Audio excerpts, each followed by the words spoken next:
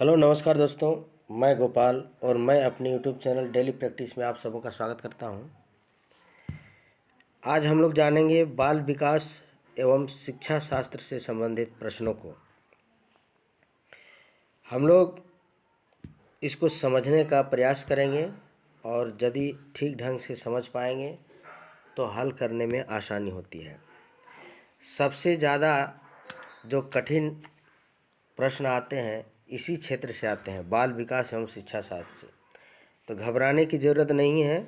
इसको यदि हम लोग ठीक ढंग से समझेंगे तो इनसे प्रश्नों को हल कर पाना बहुत ही आसान होगा।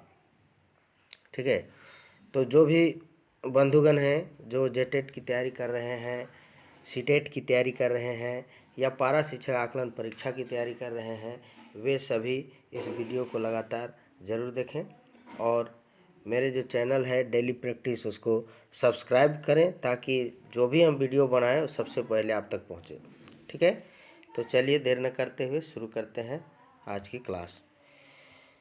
बाल विकास यानी चाइल्ड डेवलपमेंट। विकास का अर्थ क्या है? कहता है विकास एक ऐसी प्रक्रिया है जिसका आरंभ गर्भाधान से होता है और जीवन पर्यंत चलता रहता है।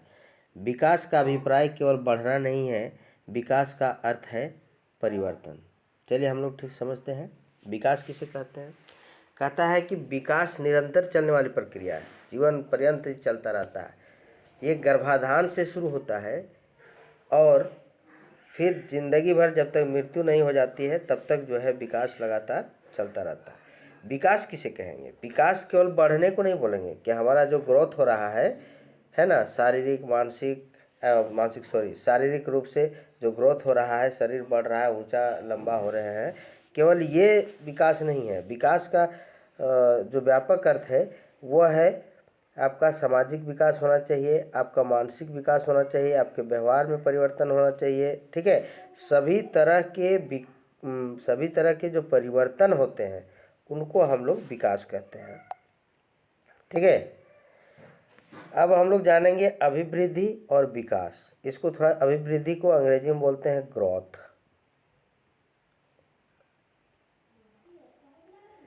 और विकास को बोलते हैं डेवलपमेंट।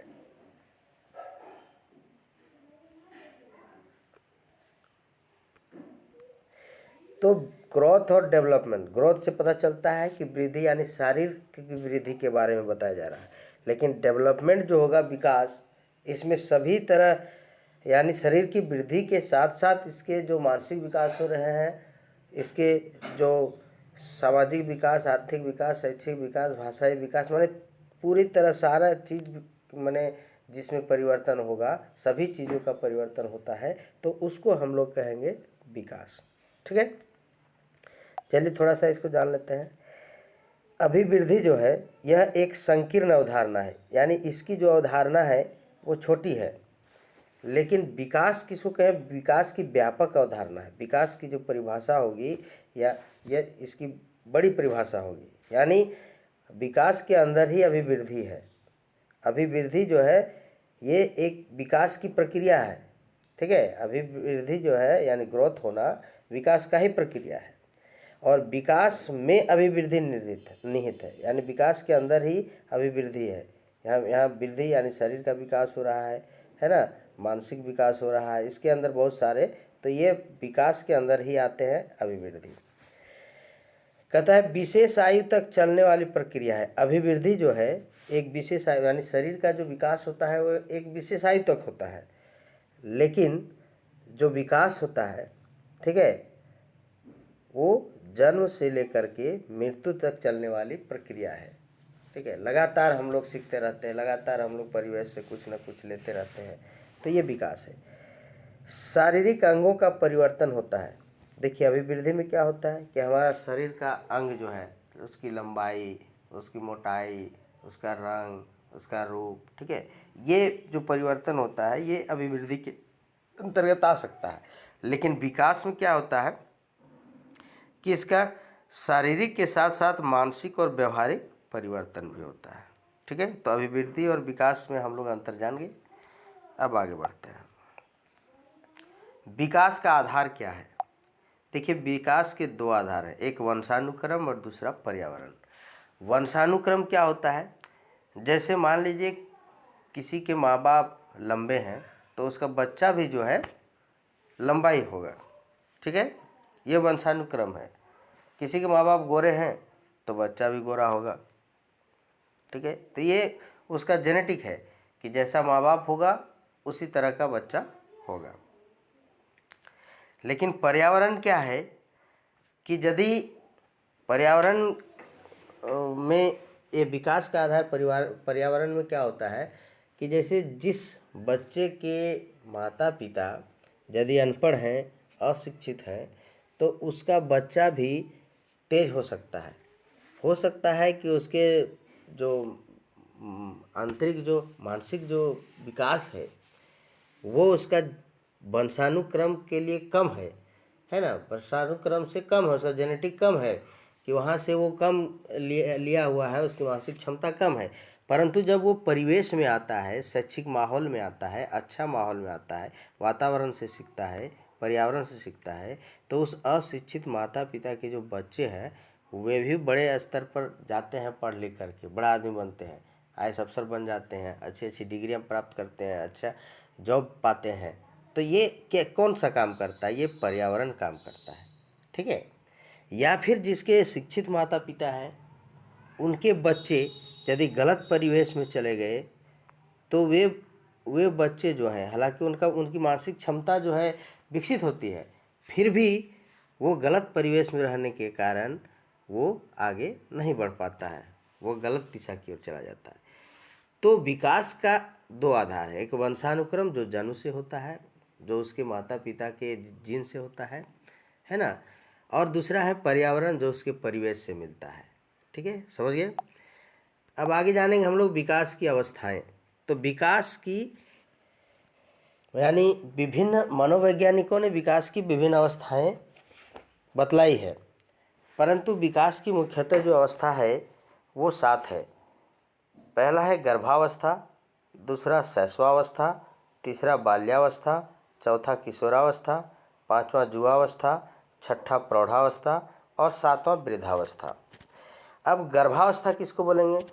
जो गर्भाधान से जन्म तक की अवस्था होती है, यानी माँ के पेट से लेकर के वो जन्म तक, जब तक जन्म लेता है उस अवस्था को कहा जाता है गर्भावस्था, ठीक है। इस अवस्था में भी बच्चों का आंतरिक रूप से यानी पेट के अंदर में ही वो शारीरिक विकास भी करता है और मानसिक विकास भी करता है। कहिएगा मानसिक विकास कैसे करेगा बच्चा भाई? देखिए, जब वो पेट के अंदर है तो मानसिक विकास करेगा। आपने सुना होगा अभिमन्यु की कहानी, है ना, कि किस तरह जो है उसकी माँ सो गई थी, यानी अर्जुन जब बता रहे थे चक्रव्यूह भेदने के बारे में, तो चक्रव्यूह तक घुसने तक वो जागी रही, परंतु चक्रव्यूह से बाहर निकलने का जब भेद बता रहे थे उस समय वो सो गई, जिससे अभिमन्यु को जो है वो सारी ज्ञान, वो सारी शिक्षा नहीं मिल पाई कि हाँ चक्रव्यूह में तो घुसना है, पर बाहर कैसे निकलते हैं वो मालूम नहीं चला। तो ये दर्शाता है कि वो जो गर्भाधान में भी उसका विकास हो सकता है, ठीक है, केवल वृद्धि नहीं विकास भी हो सकता है। शैशवावस्था, जन्म से लेकर के 5 वर्ष की अवस्था को शैशवावस्था कहते हैं। आप सभी जानते हैं कि उस समय किस तरह से बच्चों का ग्रोथ होते जाता है, शारीरिक रूप से भी और मानसिक रूप से भी।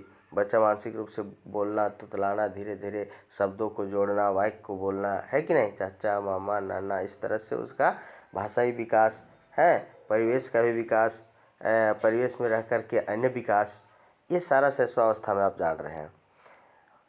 बाल्यावस्था जो होती है वो 5 वर्ष से 12 वर्ष की अवस्था को बाल्यावस्था बोलते हैं। इस अवस्था में बच्चे स्कूल जाना प्रारंभ कर देते हैं, वे विद्यालय के परिवेश में जाते हैं, वहाँ किस तरह से पढ़ना है, लिखना है, धीरे धीरे समाज से भी लोग जुड़ना प्रारंभ कर देते हैं, उनका भाषाई विकास और भी ज़्यादा विकसित होना शुरू हो जाता है। किशोरावस्था जो 12 वर्ष से 18 वर्ष तक की होती है। देखिए, किशोरावस्था को तूफान की अवस्था कहा जाता है, ठीक है। इसमें उत्तेजना ज़्यादा होती है, इसमें समझने की क्षमता ज़्यादा होती है। ठीक है, ये लोग इस उम्र में बिना सोचे समझे कुछ भी करना चाहते हैं, है ना। यानी इनको क्या तूफान का काल कहा गया है। ठीक है, ये एक अनोखा काल कहा गया है। तो ये किशोरावस्था जो होती है वो 12 वर्ष से 18 वर्ष तक की होती है। युवावस्था 18 वर्ष से 25 वर्ष तक की होती है। इसमें वयस्क हो जाता है, धीरे धीरे इसमें परिपक्वता आती है। सोचने समझने की शक्ति किशोरावस्था की अपेक्षा ज़्यादा होती है। ठीक है, किसी चीज़ को करने से पहले उस पर मानसिक रूप से उसका डिसीजन लेते हैं, निर्णय लेते हैं, फिर करते हैं। किशोरावस्था की तरह की नहीं कि इसका परिणाम क्या होगा और बस वो काम करके निकल गए। ठीक है, इस तरह से नहीं होता है, इसमें परिपक्वता होती है। इससे भी ज़्यादा परिपक्वता प्रौढ़ावस्था में होती है ना, जो 25 वर्ष से 55 वर्ष तक की आयु तक की होती है प्रौढ़ावस्था। ठीक है, ये युवावस्था की अपेक्षा और इसमें ज़्यादा परिपक्वता होती है। और इस अवस्था में जो है 25 वर्ष के बाद जो है मुख्यतः जो ग्रोथ, शारीरिक जो ग्रोथ होना रहता है वो रुक जाता है, लेकिन मानसिक विकास इसमें बहुत ज़्यादा होता है। फिर 7वां जो है वृद्धावस्था। वृद्धावस्था 55 वर्ष से मृत्यु तक की अवस्था को वृद्धावस्था कहा गया है। ठीक है, ये अंतिम अवस्था है विकास की। बाल विकास के पक्ष के बारे में अब हम लोग जानेंगे। तो बाल विकास के मुख्यतः जो है 6 पक्ष हैं: शारीरिक विकास, मानसिक विकास, क्रियात्मक विकास, संवेगात्मक विकास, भाषा विकास और सामाजिक विकास। शारीरिक विकास यानी आप जान रहे हैं कि जिस तरह से शरीर बढ़ता है, ग्रोथ होता है ना। बाल्यावस्था से लेकर के, यानी बाल्यावस्था क्या कह सकते, गर्भावस्था से ही लेकर के जो युवावस्था तक वृद्धि जो होती है, शारीरिक वृद्धि, उसको शारीरिक विकास कहते हैं, है ना। उसका आकार में, उसके रंग में, है शरीर का बनावट में। मानसिक विकास धीरे धीरे वो परिवेश में जब आता है ना, तो उसकी मानसिक विकास, उसके सोचने समझने की जो शक्ति है उसमें विकास होता है। क्रियात्मक विकास क्या है कि शारीरिक और मानसिक ये दोनों का विकास से वो क्रियात्मक विकास करता है, यानी किसी कार्य को करने का वो उसमें क्षमता आ जाती है, वो अमुक कार्य को करना चाहता है और या कर सकता है। ठीक है, तो उसको क्रियात्मक विकास कहेंगे। संवेगात्मक विकास में क्या होता है कि जैसे बालक के अंदर ईर्ष्या, द्वेष, है ना, दुखी, हर्ष, ये सभी संवेगात्मक विकास कहलाते हैं। भाषाई विकास आप समझ रहे हैं, उसकी भाषा के विकास में, उसके बोलने की क्षमता के विकास में, संप्रेषण करने, बात को अभिव्यक्त करने का भी क्षमता का विकास, ये उसके भाषाई विकास के अंतर्गत आता है। सामाजिक विकास में है कि वह जिस समाज में रहता है, जिस परिवेश में रहता है, वहाँ से वो बहुत सारा कुछ सीखता है, उससे घुलता है, मिलता है। ठीक है, तो इसको सामाजिक विकास कहा जाता है। अब चलिए आगे देखते हैं हम लोग इससे संबंधित वस्तुनिष्ठ प्रश्न। यदि हम लोग अभी जो समझे उसको ठीक ढंग से जो समझे होंगे, उनके लिए ये सारा चीज़ जो है बनाना आसान हो जाएगा। समझेंगे हम लोग किसी भी पढ़ाई को, यदि समझेंगे ठीक ढंग से, तो उसका ऑब्जेक्टिव बनाना आसान हो जाएगा। और बिना समझे डायरेक्ट ऑब्जेक्टिव पर आएंगे तो उसको रट्टा मारना होगा, और जब तक दिमाग में रहेगा, नहीं तो वो उड़ जाएगा। और समझने पर क्या होता है कि आपको लॉन्ग टर्म तक दिमाग में बना रहता है। इसलिए जब भी पढ़ाई पढ़ें तो जो लेक्चर होता है उसको थोड़ा ध्यान से सुने, और उसके बाद फिर प्रश्नों का अभ्यास जरूर करें। ये दोनों चीज़ें साथ साथ चलती है, दोनों ही महत्वपूर्ण है। ठीक है, आपका लेक्चर को भी देखना है और वस्तुनिष्ठ प्रश्नों को भी देखना है, ज़्यादा से ज़्यादा अभ्यास करना है। और विशेषकर ये जो मेरा चैनल है डेली प्रैक्टिस, ये प्रैक्टिस पर ज़्यादा जोर देती है कि लगातार प्रैक्टिस करते रहिए, दिमाग में बसाइए। और मेरा एक ही उद्देश्य है कि जितने भी पारा शिक्षक हैं सब कोई जेटेट कर जाए, सब कोई आकलन परीक्षा यदि सरकार लेती है तो सब कोई आकलन परीक्षा पास कर दें। तो चलिए देखते हैं पहला सवाल।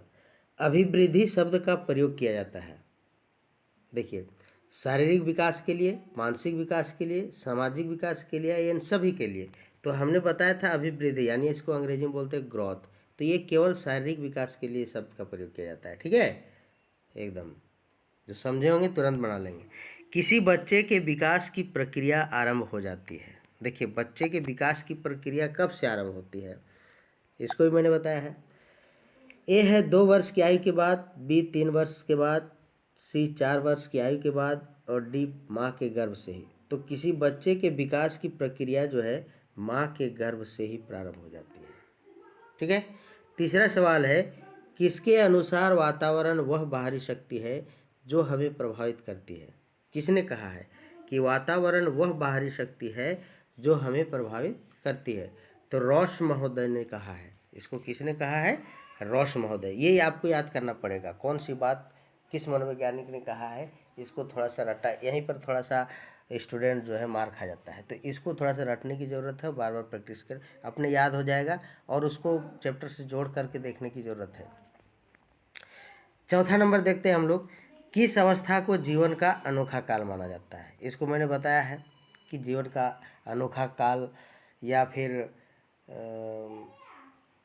क्या बोलेंगे उत्तेजना वाला काल है या तूफान की अवस्था, ये किस अवस्था को कहा गया है। तो ये किशोरावस्था को कहा गया है। हमेशा जहाँ भी तूफान, उत्तेजना या कोई ऐसा काम कर जाता है जो बिना सोचे समझे करता है, ऐसे सवाल वह पूछेगा किस काल के हैं, तो सीधा किशोरावस्था दे देना है। आप लोग क्योंकि टीचर हैं जानते हैं कि इस अवस्था में जो है बच्चे बिना किसी दिमाग लगाए कुछ भी कर जाते हैं। पांचवा सवाल है, अभिवृद्धि और विकास है, देखिए क्या है, एक दूसरे के पूरक, एक दूसरे के विरोधी, एक दूसरे के समान, या इनमें से कोई नहीं। तो इसका सही जवाब होगा एक दूसरे के पूरक। अभिवृद्धि और विकास, यानी अभिवृद्धि भी जो है विकास का ही एक पार्ट है, यानी इसमें समाहित है, विकास में ही अभिवृद्धि समाहित है, यानी एक दूसरे को पूरक है, ठीक है, साथ साथ चलता है। किस अवस्था में संवेगात्मक विकास का तीव्र परिवर्तन होता है। देखिए अभी हमने बताया था संवेगात्मक विकास का तीव्र परिवर्तन किस में होता है, तो किशोरावस्था में होता है। आगे देखिए 7वां नंबर सवाल, व्यक्तिगत भिन्नता के कारण हैं वंशानुक्रम, वातावरण, या सी एवं बी दोनों, और डी उपरोक्त में से कोई नहीं। तो इसका सही जवाब होगा सी, यानी वंशानुक्रम और वातावरण ये दोनों जो है व्यक्तिगत भिन्नता के कारण हैं। चलिए अगला सवाल देखते हैं हम लोग 8वां नंबर, शिशुओं के उत्तम विकास के ख्याल से किसे महत्वपूर्ण समझा जाता है। देखिए शिशु के बारे में पूछ रहा है, तो आप लोगों को मालूम होना चाहिए शिशु 1 से 5 वर्ष की आयु तक को शिशु बोला जाता है। 5 से तो ऊपर हो जाएगा, बाल्यावस्था शुरू हो जाता है ना।